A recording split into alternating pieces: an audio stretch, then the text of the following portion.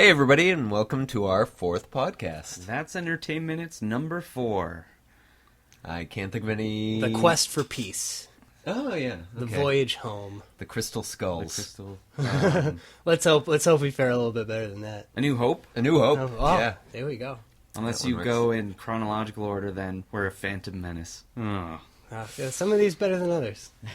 What does that even mean, a Phantom Menace? Did they ever... The menace that you can't see. Well, what was it? Yeah, they started to feel like something was up, but they couldn't figure it out. Yeah. Because one of the Sith guys was pulling strings from behind the curtain. Yep. I don't know. It's all tenuous. I am here. I am Evan. I am here with Kevin. That's me. And Matt. Hey, what's up? This past Monday, we had our Godzilla event. Before we dive in, Kev, how was your weekend? My weekend? How's your week? My week's been pretty good. Let's see. I haven't really done anything. I'm going to ask Matt then. Matt, how you been? I hear you have some news. Oh, yeah. I actually just got back from the Second Chance Animal Shelter in East Brookfield. And I am the proud new adopted dad of a adorable one-eyed hound dog. Nice. Yeah. And you're still thinking of names? Yeah, I've got some ideas, but we haven't permanently settled on anything yet. Are you just calling it, like, Doggy for Yeah, now? the shelter was calling him Speck, and I don't think he really responds to it too well, so I think it wouldn't be very easy to swap out a cooler name of my own design. So I was thinking about maybe even throwing it out to the podcast listeners. What would you name a dog with one eye?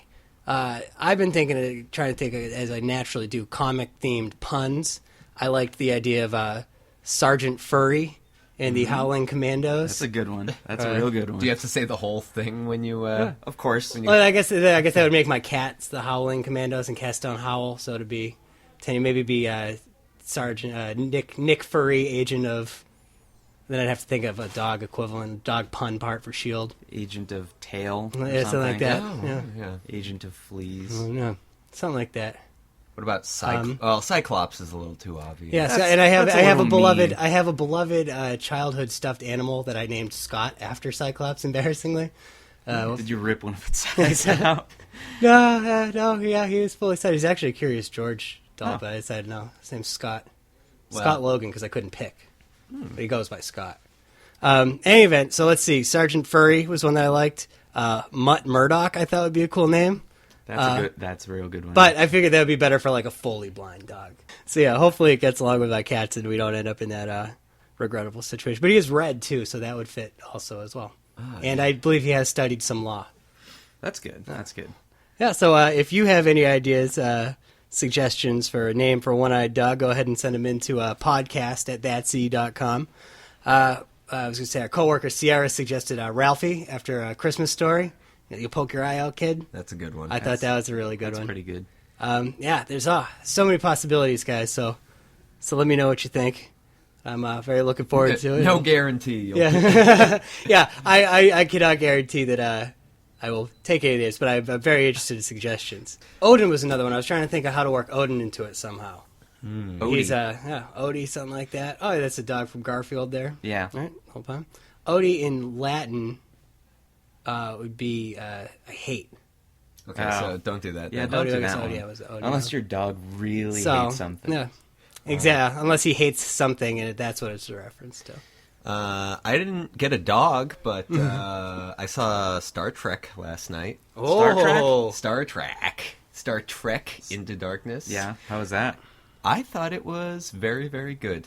I don't have any complaints. Very entertaining, gorgeous to look at, good story. I've heard that. I saw it as well, and I would concur. And it was excellent. Now Matt is also a big. He's a Trekkie. Oh, and yeah. Evan, are you big into Star Trek? No. So I guess it kind of worked because I remember hearing a interview with J.J. Abrams saying, they're throwing in this stuff for the hardcore fans, but also for people like me and Evan who have probably never watched Star Trek before.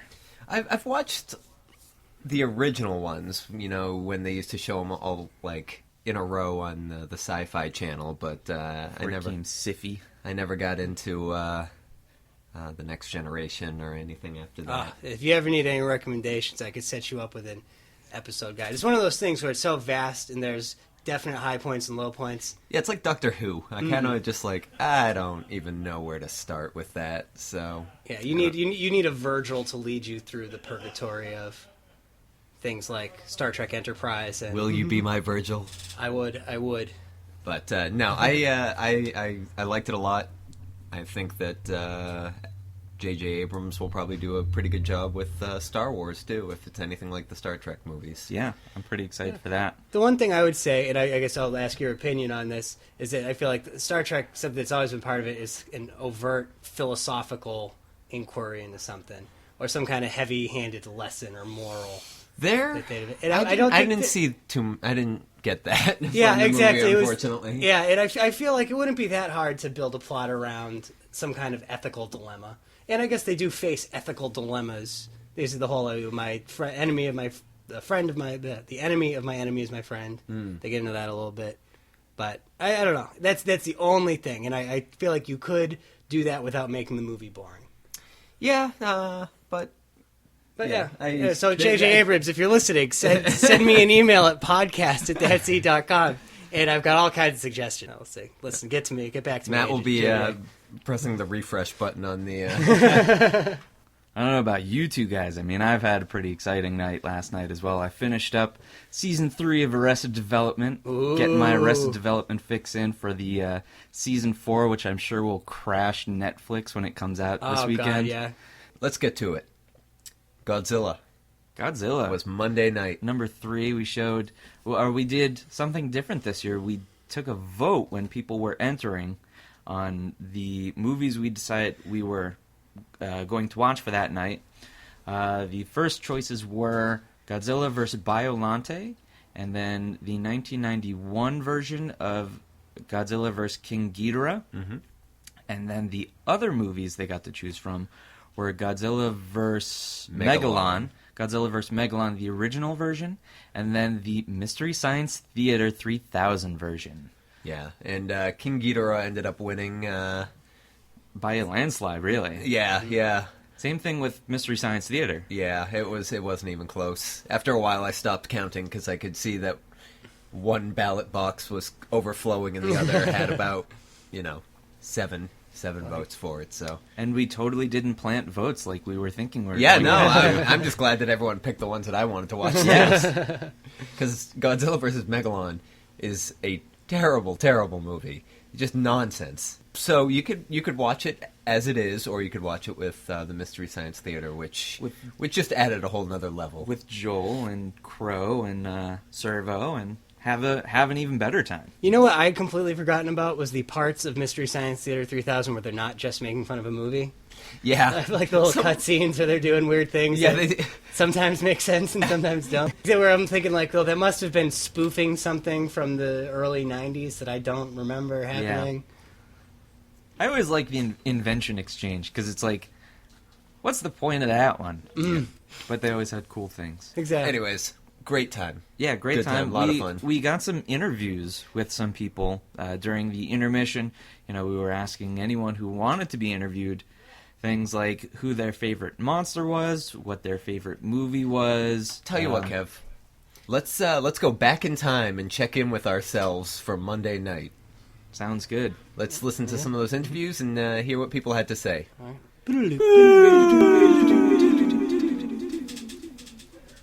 Now, who's your favorite Godzilla monster, villain? The Megalodon. Megalon? Yeah. Very cool, very cool. Do you have a favorite movie, or is Godzilla vs. Megalon your favorite movie? It's my favorite. Awesome. Well, thanks for answering some questions. Now, Dr. Chris here. Radio horror. Yes, radio horror. 91.3 FM. All right. What basketball star went up against Godzilla? Charles Barkley. That is correct. Yes. Oh, man, that's a good one. Now, Dr. Chris, what is your favorite Godzilla movie? I watch it with my son probably once a month. It's probably a tie between Final Wars and Destroy All Monsters. Awesome. Awesome. Very cool. Now, who's your favorite movie monster? Godzilla movie monster. Oh, the second Gigan with the chainsaw hands in Final War. Awesome. Well, thank you very much. Now, state your name for the record. My name is Zach Finn. Excellent. Now, Zach, you are a huge Godzilla fan, are you not? Oh, absolutely. Now, if you had to pick your favorite Godzilla movie, which one would it be? Invasion of the Astro Monster. Invasion of the Astro Monster. Now, who is the monster or monsters in that one?